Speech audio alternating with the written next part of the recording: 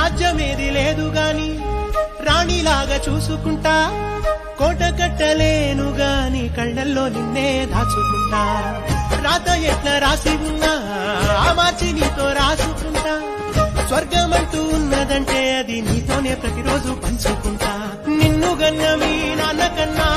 లారు ముద్దుగా సాగుకుంటా నీకు కోపం వస్తే కొంత దూరం ఉంటా నువ్వు గీత గీస్తే నేను దాటనంటా కంట నీరు కంటి రెప్ప దాటకుండా కాటుకై కావాలుంటా